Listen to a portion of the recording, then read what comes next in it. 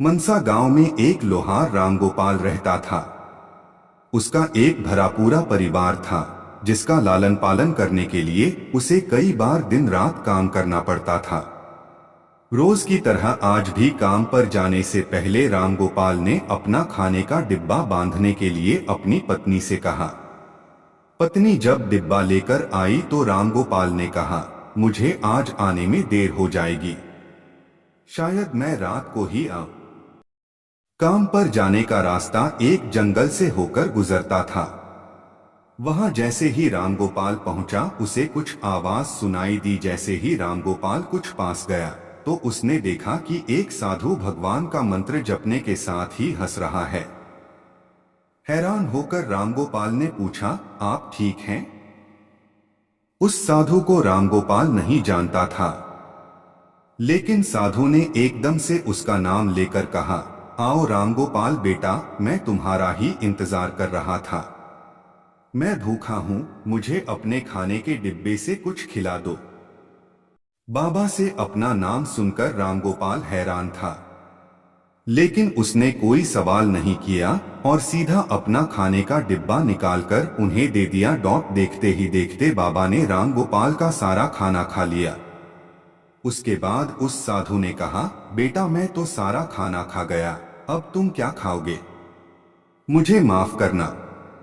रामगोपाल ने कहा, कोई बात नहीं बाबा, मैं काम के लिए बाजार जा रहा हूं तो मैं वहीं कुछ खा लूंगा।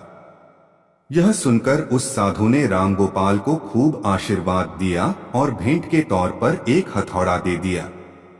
रामगोपाल ने कहा, आपका आशीर्वाद काफी है, मैं इस हथौड़े का क्या करूंगा, इसे आप ही रखिए।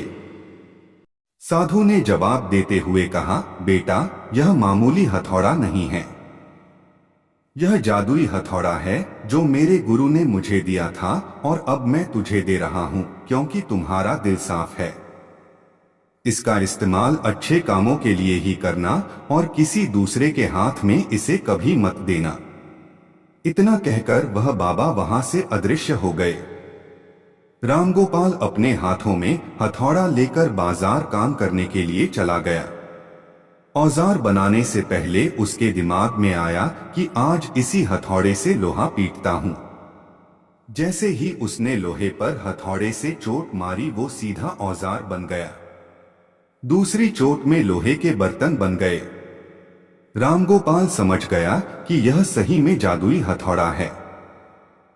वो जो बनाने की सोच के साथ लोहे पर चोट मारता, लोहा सीधा वही बन जाता। जादुई हथौड़े की वजह से रामगोपाल का काम जल्दी खत्म हो गया और वो अपने साथ ही उस जादुई हथौड़े को घर ले गया।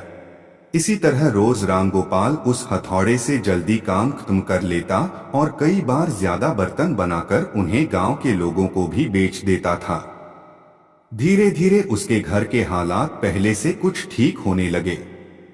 एक दिन गांव का मुखिया उसके घर आया और बोला, हम गांव वालों को शहर जाने में बहुत ज्यादा समय लगता है, क्या तुम अपने हथौड़े से गांव और शहर के बीच आने वाला एक पहाड़ तोड़ने में मदद करोगे? इससे बीच में एक सड़क बना लेंगे और गांव से शहर का सफर आसान और छोटा हो जाएगा। मुखिया की बात सुनकर रामगोपाल ने उस जादुई हथौड़े से उस पहाड़ को तोड़ दिया। मुखिया और गांव के लोग बहुत खुश हुए और उसे खूब शाबाशी दी। पहाड़ तोड़ने के बाद घर लौटते समय लोहार के मन में हुआ कि इस जादुई हथौड़े से मेरा काम जल्दी हो जाता है, लेकिन कुछ ज्यादा फायदा तो हो नहीं रहा है।